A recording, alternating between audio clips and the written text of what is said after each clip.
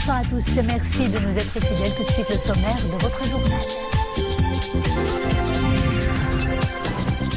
À la une, un nouvel éclairage au sujet de l'un des axes du discours prononcé par Sa Majesté le Roi Mohammed VI à l'occasion de la fête du trône. Dans son discours lundi dernier, Sa Majesté le Roi a mis l'accent sur les réalisations accomplies sur le plan social en pointant du doigt les répercussions insuffisantes sur l'ensemble de la société marocaine. La politique agricole du Maroc, un modèle pionnier qui inspire de nombreux pays du continent. Une coopération sud-sud exemplaire dont les fruits ne cessent de se faire ressentir sur le terrain. L'enjeu est de renforcer la sécurité alimentaire du continent. Nous suivrons un grand format dans ce journal. Tout un quartier artisanal dédié à la poterie découvert à Dar el-Baroud à Salé dans le cadre des travaux de fouilles archéologiques qui s'y poursuivent. Des fours, des objets en porcelaine et des vestiges, autant de joyaux patrimoniaux à découvrir dans ce journal. Bonsoir, nous entamons cette édition par un nouvel éclairage au sujet de l'un des axes du discours prononcé par Sa Majesté le Roi Mohammed VI à l'occasion de la fête du trône. Dans son discours, lundi dernier, Sa Majesté le Roi s'est dit peiné de voir que des citoyens marocains continuent à vivre dans la précarité malgré les réalisations et les progrès accomplis sur différents registres. Mohamed Elchkar. Alhamdulillah. Dans son discours à la nation à l'occasion de la fête du trône, Sa Majesté le Roi Mohammed VI souligne qu'il n'aura de répit que lorsque tous les obstacles auront été éliminés, des solutions appropriées auront été apportées aux problèmes de développement et aux questions sociales. Sa Majesté le Roi explique d'abord l'importance particulière qui a été attachée au programme de développement humain, à la promotion des politiques sociales, pour parvenir, in fine, à la satisfaction des attentes pressantes des Marocains. Un objectif qui suppose, explique Sa Majesté le Roi, une vision globale et des projets menés à bonne fin grâce à des ressources qualifiées et des conditions favorables. Sa Majesté le Roi Mohammed VI met en avant le bond qualitatif accompli en matière d'infrastructures, autoroutes, trains à grande vitesse, grands ports, énergie renouvelable ou encore réhabilitation urbaine. Cependant, fait remarquer le souverain, le devoir de clarté et d'objectivité impose de nuancer ce bilan positif, dans la mesure où les progrès et les réalisations d'ores et déjà accomplis n'ont malheureusement pas encore eu des répercussions suffisantes sur l'ensemble de la société marocaine. Certains citoyens perçoivent sans doute mal les retombées de ces réalisations sur leurs conditions de vie, notamment en termes de satisfaction de leurs besoins quotidiens, et singulièrement en ce qui concerne la fourniture de services sociaux de base, la réduction des inégalités sociales, le renforcement de la classe moyenne.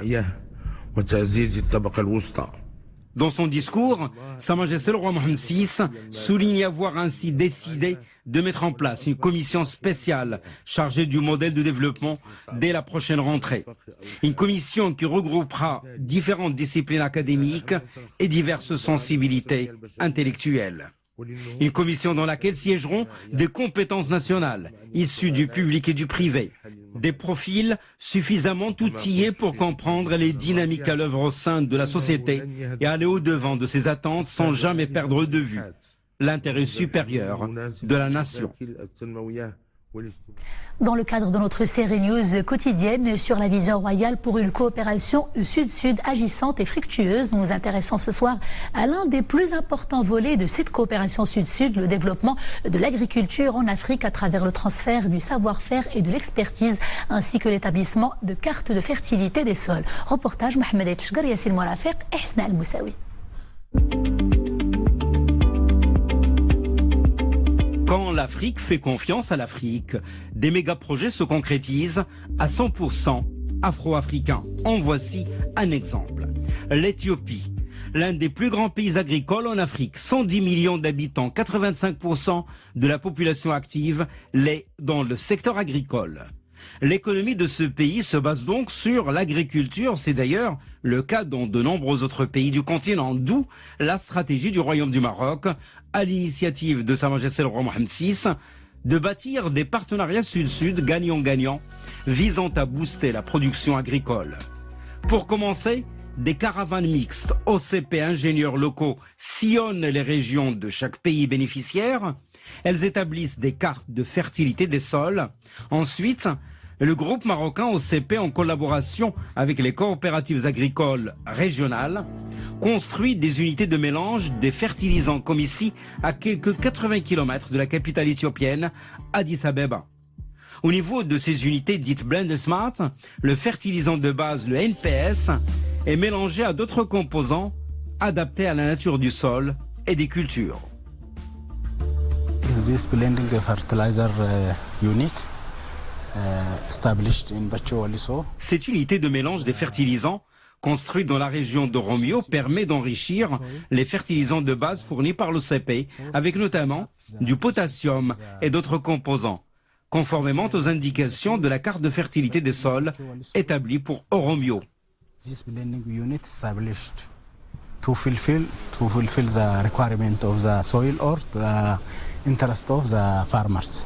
Unit is fertilizing blending unit. Cette unité de mélange des fertilisants permet de produire 1500 quintaux par jour. 500 quintals per day. Les fertilisants produits par ces unités permettent de doubler les rendements.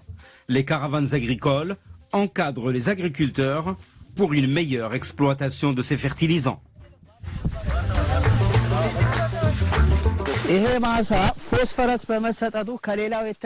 Avec les nouveaux fertilisants, nous constatons dès la première année d'excellents rendements des champs. Les fertilisants sont parfaitement adaptés à nos cultures. De canne à sucre ici.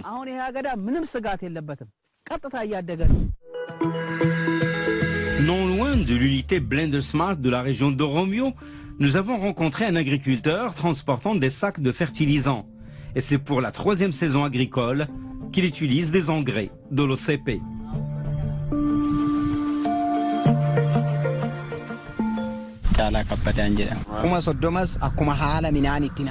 Je viens d'en acheter et je me rends à Falo Tolerado, où je possède une exploitation agricole. Je cultive des céréales sur 4 hectares. J'utilise 16 sacs d'engrais qui me donnent une production de 30 quintaux de blé dur et 20 quintaux de blé tendre.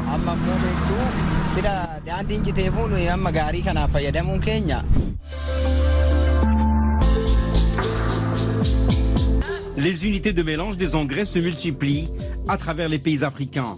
Ici en Éthiopie, 5 sont déjà réalisés, 12 autres en réalisation. Le Maroc et l'Éthiopie ont entamé une bonne coopération, excellente même. Sa Majesté le Roi accorde une grande importance à la coopération bilatérale. Le Maroc a de grandes capacités. Et nous avons noué des relations avec l'OCP et l'Office chérifien des phosphates pour le développement de l'agriculture. Une méga-usine de production de fertilisants est en projet en Éthiopie. Nous sommes un grand marché de plus de 100 millions de personnes, un énorme marché pour les fertilisants. L'usine alimentera également les pays voisins. C'est donc bénéfique pour le Maroc et également pour les agriculteurs éthiopiens.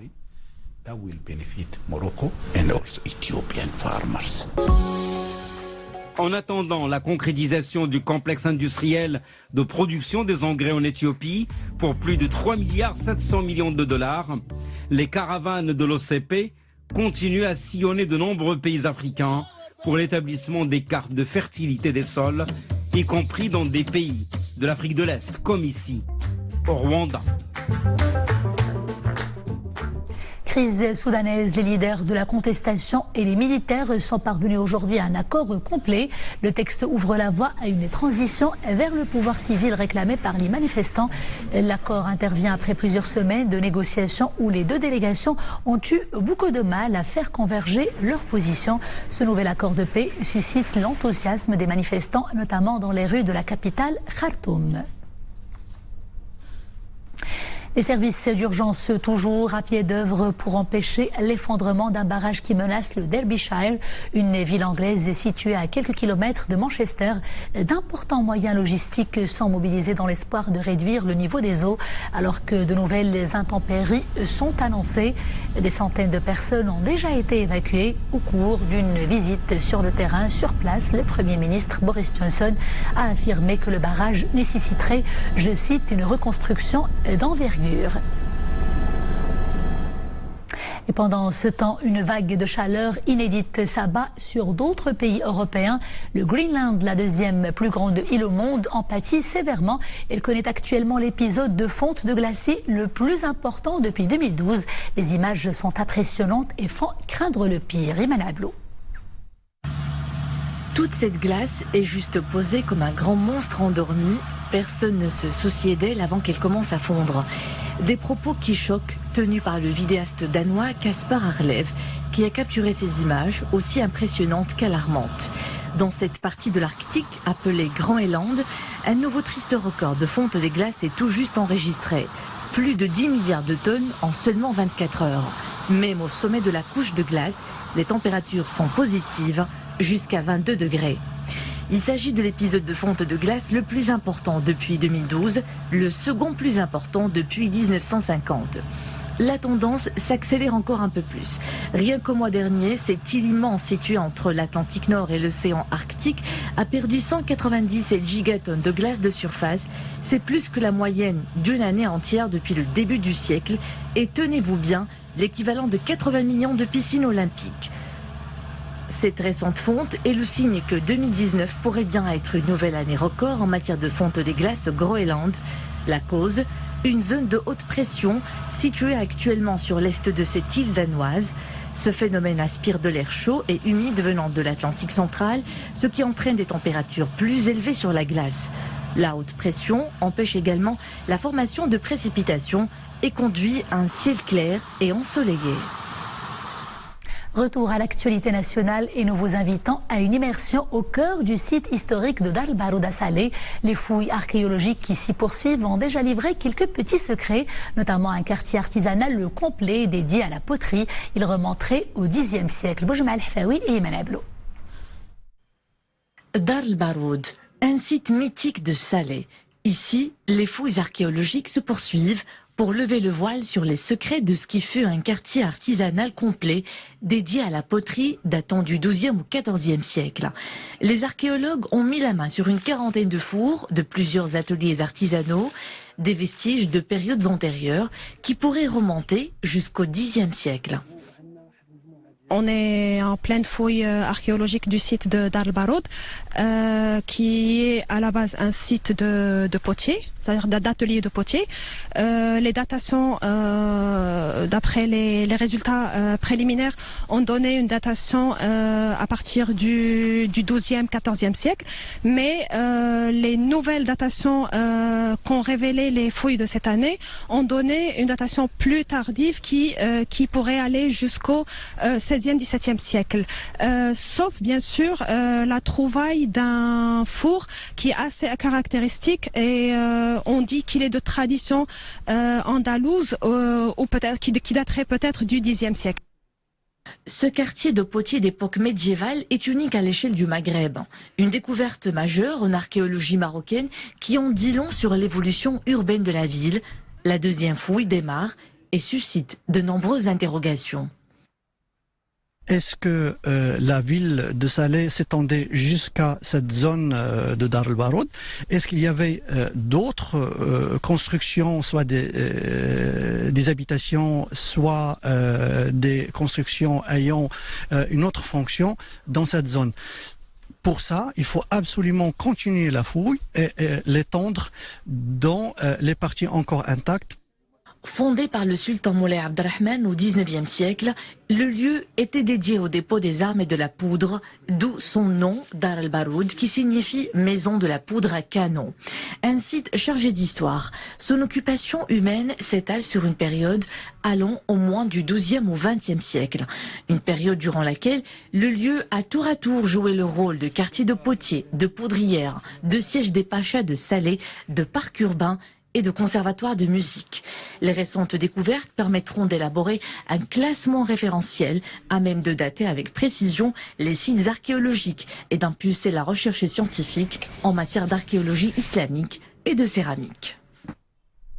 On l'appelle le magicien de l'innovation high-tech. Il est jeune, doué, passionné et surtout grand bosseur. Hafid Grieger est un inventeur et entrepreneur qui rêve grand et qui aspire à faire du Maroc un pays qui exporte la technologie à travers le monde. Son dada, la digitalisation industrielle. Sa nouvelle start-up y est d'ailleurs entièrement consacrée et les affaires vont bien. Portrait tout de suite d'un self-made man avec Mehdi Chtaibi, Mehdi Mouhib sur un récit de Zakaria Moukenbillah.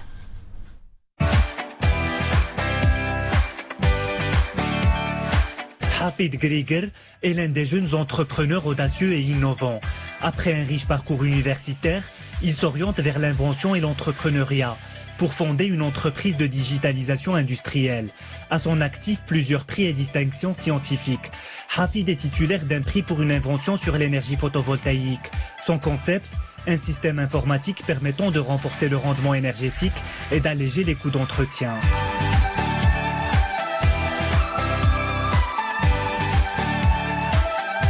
هذا الاختراع هذا هو اختراع مسجل في المغرب ومسجل أيضا على المستوى العالمي. Cette invention dispose d'un brevet au niveau national et aussi à l'international en Europe.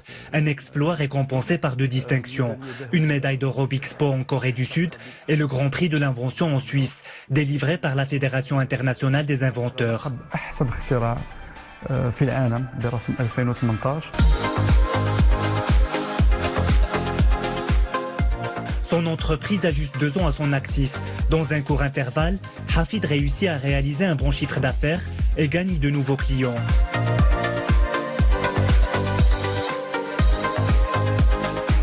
خلال هاد السنتين حققنا استطعنا نحققوا مجموعة من الإنجازات. Durant 2 ans, nous avons fait plusieurs réalisations qui ont trait à l'invention et à l'innovation. L'objectif est de répondre aux besoins industriels au Maroc et à l'international. كيبغيها المصنع المغربي ولا المصنع العالمي، يعني الصناعة المغربية أو الصناعة العالمية.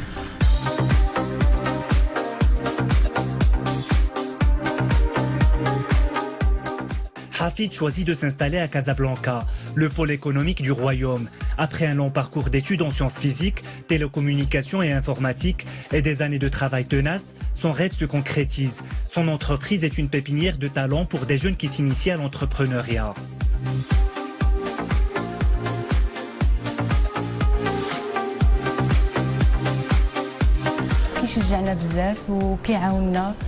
Hafid nous encourage et nous aide beaucoup. C'est grâce à son expérience riche et diversifiée. C'est un exemple pour tout jeune ambitieux. Lui aussi a commencé de zéro. Il a appris et réussi à fonder son entreprise. Les compétences au Maghreb Il y a beaucoup de compétences au Maroc. Notre équipe a rapidement été constituée. On essaie d'impliquer les jeunes afin qu'ils s'identifient à l'entreprise, pour qu'ils contribuent à son essor et puissent aussi initier leurs projets. يمشيو يقدروا يديروا شركه اخرى ويزيدوا.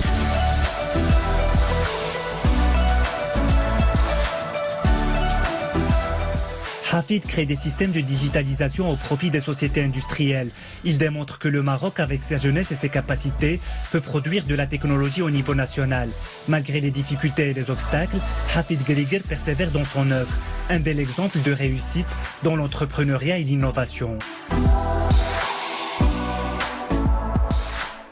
Voilà donc une success story qui inspire espoir et beaucoup de fierté. C'était le clap de fin de ce journal. Merci de l'avoir suivi.